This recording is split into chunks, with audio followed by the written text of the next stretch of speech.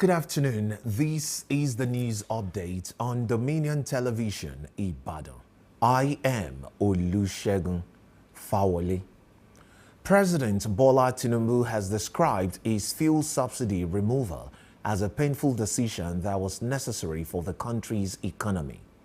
Nigeria's Minister of Information and National Orientation, Mohammed Malagi, stated this during the quarterly meeting of the Progressives Governors Forum with commissioners of information of APC states in attendance at Mina.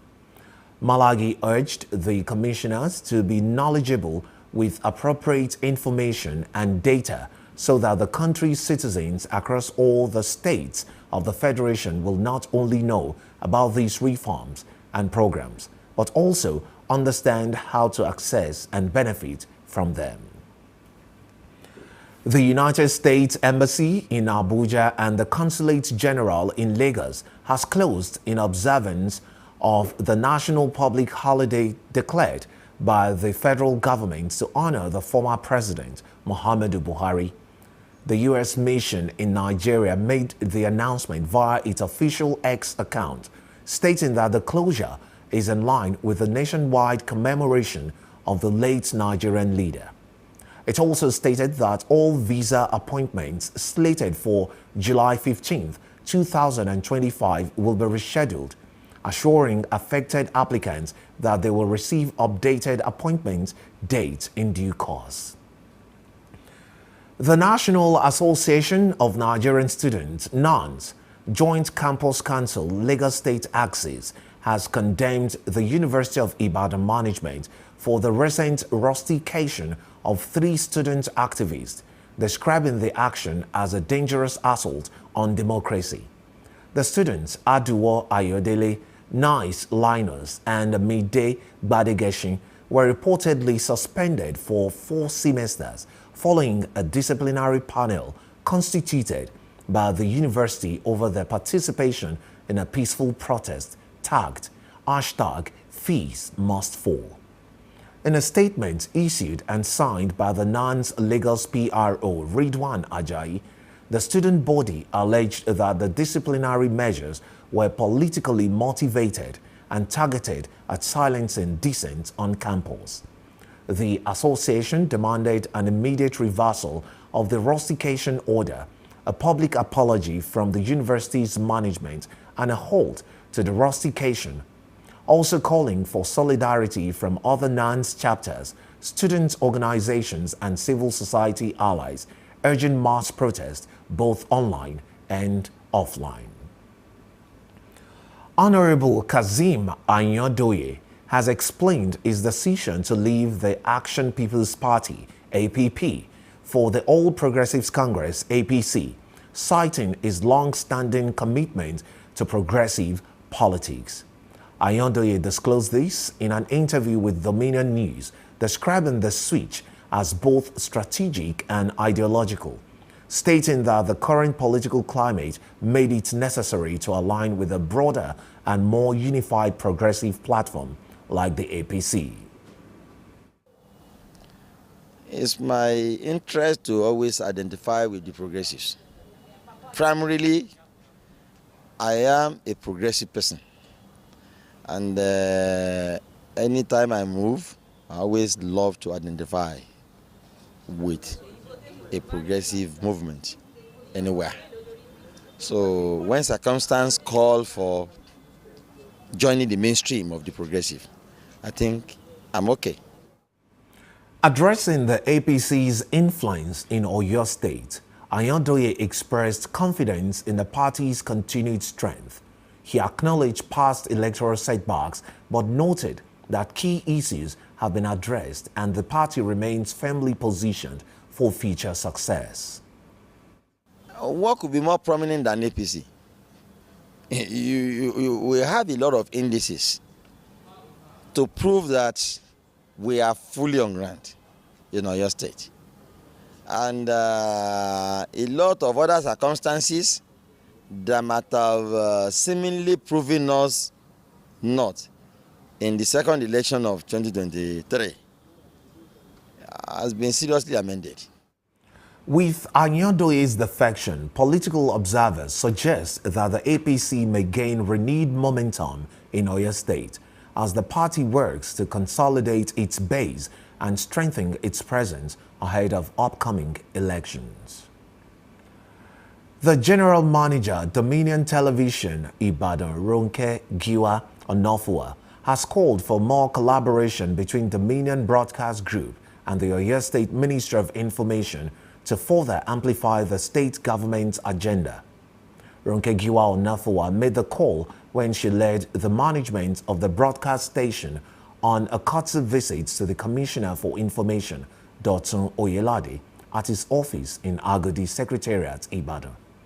The team, led by Dominion Broadcast Group, also the General Manager of Dominion Television, commended the progressive and giant stride developmental achievement by the Seyi Makinde-led government in Oyo State, as she assured the Ministry of Information a credible media coverage and reportage that will make Oyo State pace-setter the state to the world. I'd like to call him. It's someone that I've looked up to for the longest time. And we know that obviously there's lots of media houses in Oyo State, but as Dominion Broadcast Group, we wanted to also be affiliated with this ministry because we know that without this ministry, I mean, to be honest, we can't really go too far. So we want to collaborate with the Ministry of Information in doing our job, disseminating the news and working alongside you, also ensuring that we get the news to the people and work in tandem with you also to make sure that this ministry also really goes far. So we're really here to identify with you, to collaborate with you in any and every way possible, and to let you know that we're here. And we're here to do great work and to do great work alongside this ministry. So that basically is the purpose, and to introduce ourselves as a station, and of course to this ministry. Thank you. Responding, the Commissioner for Information, Dotun Oyelade, said Governor Seyi Makinde's legacy is rooted in a strong institution.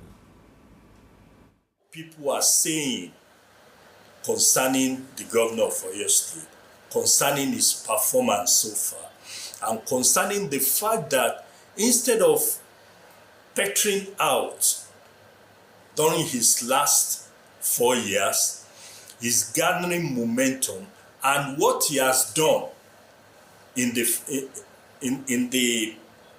last 4 years, in 2 years of his second term rather, is far more than what he did during the first term. So that would give us an insight into what kind of leader Governor Seyi Makinde is. So I welcome you.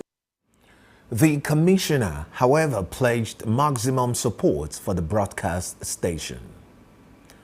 The Association of Nigeria Broadcasters, ANBROAD, has stated content, level of delivery and competence as what makes a broadcasting house stand out among numerous others. Our correspondent has the detailed report. One of our dreams, and focus is how do we strengthen the unity, the peace, the love between the broadcasting houses and all the broadcasters in the state. And we have been trying. The level of the broadcast industry is quite increasing. And also, it's time for us to encourage ourselves as a broadcaster. We should think of where we are coming from and where we are today. And also, how do we plan our future as a broadcaster? As a broadcaster, this is not a political venture or not so a private venture. We need to build ourselves morally, spiritually, mentally, and also professionally. The output, what do we have to offer the general public? What do we have to offer the public, the audience? That's all it. The content. So when you have... On the foreign scene, Egypt's foreign minister has said that the flow of aid into Gaza has not increased despite an agreement between Israel and the European Union that should have had the result. Egyptian Foreign Minister Badr Abdel-Latif disclosed this ahead of the EU Middle East meeting. The European Union top diplomat also said that the bloc and Israel agreed to improve Gaza's humanitarian situation, including increasing the number of aid trucks and opening crossing points and aid routes. Germany's constitutional court has ruled that Berlin is not violating international law by allowing the United States to use a military base on German soil to conduct drone strikes.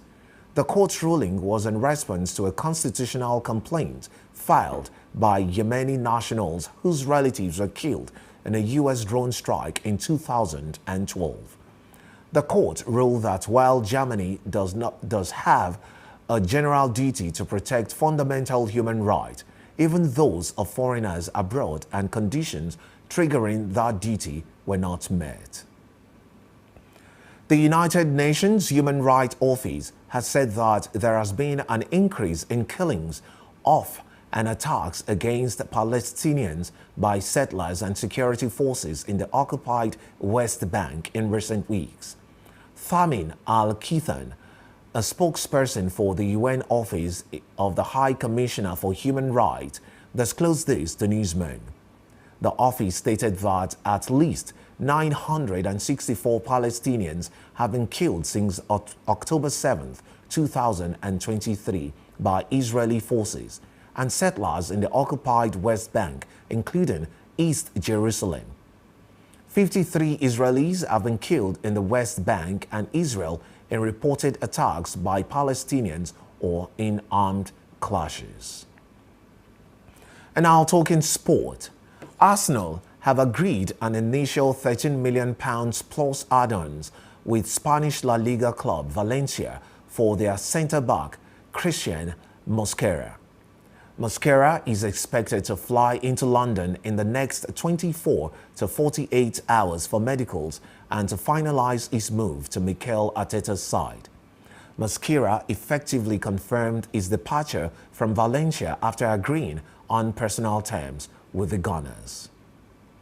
You can follow us across our social media platforms: Facebook, Instagram, TikTok, YouTube, and LinkedIn at Dominion Broadcast, and on X at Dominion Cast. And that ends the news update on Dominion Television. I am Olusegun Fawole. Thank you for watching. Good afternoon.